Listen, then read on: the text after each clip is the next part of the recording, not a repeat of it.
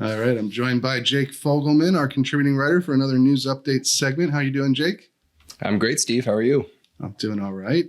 You had a update on the NRA situation this week. Actually, we both did, but we should start with yours. The New York Attorney General has filed a new complaint in the NRA case in New York, right? That's right. Yeah, Letitia James is back in court after, if you guys will recall, a month ago, a New York judge actually dismissed her biggest weapon against the NRA when, excuse me, he said that her attempt to dissolve the group was dismissed. That wasn't going to happen. Her accusations didn't warrant such a sweeping penalty against the organization. And so they no longer could be dissolved. So she's back in court. She amended her complaint to include a couple new penalties now. And it essentially amounts to appointing 2 court-appointed positions that would essentially oversee the NRA's operations and monitor their finances going forward. So definitely not dissolving the NRA, but still new penalties for the organization.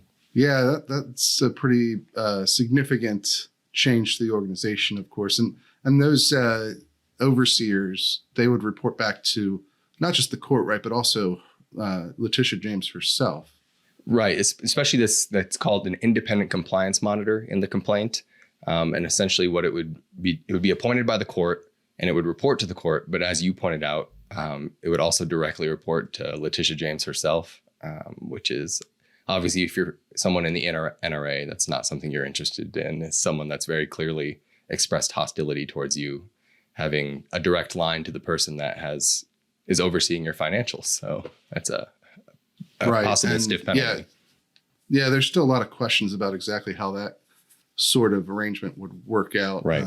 We'll have to see if we can find more details on exactly what that would look like in practice. But those weren't the only punishments, right? They're the only sanctions that she suggested. There's also, I guess, individual punishments against Wayne LaPierre and some of the other members of leadership that are named in the suit.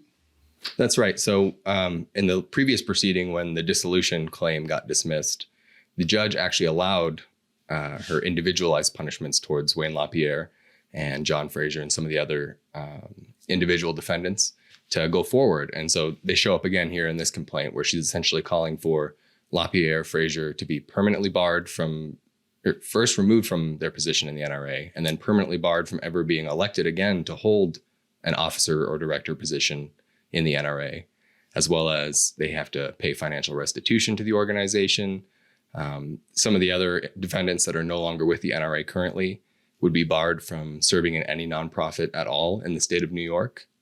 So pretty stiff individual punishments as well. Yeah, and I mean that financial restitution, I mean, they'd have to pay back all the sort of excess benefits that they received over the years from the NRA by charging personal expenses to the group. And any funds they misdirected as well, I believe. So that could be, I mean, it could be millions of dollars, I believe. If she's able to prove all of her corruption claims in this civil suit, that would be millions of dollars. That would be a very big financial restitution. Yeah. Yeah. And it would get paid back to the NRA, somewhat interestingly, which is actually part of the argument that you saw in the NRA lawyers in one of their responses was basically, and the judge sort of agreed with this when he dismissed the dissolution case, but their argument was like the people who, if these allegations are true, which, the NRA's lawyers obviously don't believe they are, but if they're true, then the people who were actually harmed were NRA members, not, the Attorney General or the people of New York generally. So they'd actually have to pay all this money back to the NRA, not to Letitia James's office or anything like that. So that's sort of an interesting wrinkle, but certainly that's a big development now where we're seeing what she wants to do in lieu of, shutting down the organization, as that's no longer an option for her. And, I think that's where the battle's going to be now, is over these punishments, over this idea of taking the NRA out of the hands of the elected directors and officers and putting it into, the hands of a court-appointed, director. which obviously with all the corruption allegations is a logical conclusion if you believe that they've proven their case. But if not, then it's certainly concerning. But we also saw some other news about the NRA, who sort of got two big pieces of news in a row towards the end of this week, with a new challenge to Wayne LaPierre's leadership from the inside. I was going to say, yeah, you wrote a piece. It's fitting that, in one proceeding, they're talking about potentially removing leadership. And you've just covered a new development about people who would like to see fill that void if there is a gap in leadership. Yeah. Or, it seems almost like what they want to do is stave off this consequence that the New York Attorney General is putting on the table.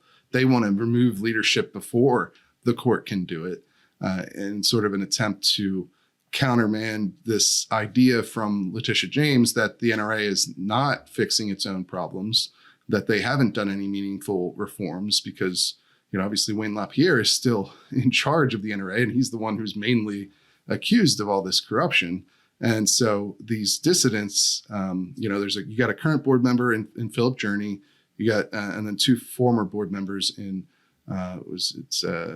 I forget the name. Bill Daley and Rocky Marshall are now trying to get Alan West, who is also a former NRA director, he was on the board of directors, to run against LaPierre. Now, Alan West is obviously a very well-known figure, a prominent Republican a politician who has also been highly regarded inside of the NRA, and with membership, they want him to challenge Wayne LaPierre, which is interesting. This is like their third attempt to try and oust Wayne LaPierre, but it might be more.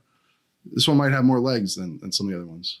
Well, especially because it's running concurrently with, as you said, this developing lawsuit where now that the dissolution is off the table, the target kind of shrinks and it's just on leadership now. The focus is just on leadership. So it is kind of an interesting time to suggest, as you pointed out, a prominent person that's been involved with the organization. He's well known in at least Republican politics. He was a former congressman from Texas. He tried to run for the governor of Texas unsuccessfully just this last primary. It's definitely an interesting development to see. I'm not sure how successful they'll be, but it's certainly interesting to see them try to head off this corruption accusation by just cleaning house, essentially. Yeah, I mean, this is something they've been trying. This group of directors, current and former, have been trying to do for a couple of years now, right? And they haven't had much success. They tried to intervene in the bankruptcy to get a court-appointed examiner to look at the NRA's finances, as sort of a third-party independent audit, essentially. And then they tried to intervene in the New York case, as Rocky Marshall did, at least as a director, which was denied. And then, now they also put up Rocky Marshall as to run against Wayne LaPierre in the last leadership election, which, by the way, leadership elections in the NRA are decided by the board of directors, not by the membership. The membership votes on the board of directors, and then the board of directors decides who gets to be, the officers of the NRA, the executive vice president, the first vice president, second vice president, and so forth, the general counsel. But the interesting thing here, to me at least, is one, Alan West seems open to the idea. He told us he was he'd be praying with and consulting his family before he decides, but that he was humbled by the request. So he seems certainly interested in potentially doing this. He's also been vocally critical of Wayne and other leadership over these corruption allegations in the past. In 2019, the last time they had an annual meeting, during the members' meeting, there was a lot of uproar. It was very contentious. Some members tried to vote through a proposal to oust leadership back then, because that's when all these corruption allegations first came to light in public. That failed, but it created a lot of internal dissension. You had Oliver North, the president at the time, effectively at war with Wayne LaPierre. He ended up being ousted, and LaPierre ended up winning that. But Allen West was vocal at that time, called for Wayne to resign, called other members of leadership, a cabal who was corrupt. So, he certainly has the, I guess, passion about this situation, the NRA, to make this happen. Of course, he later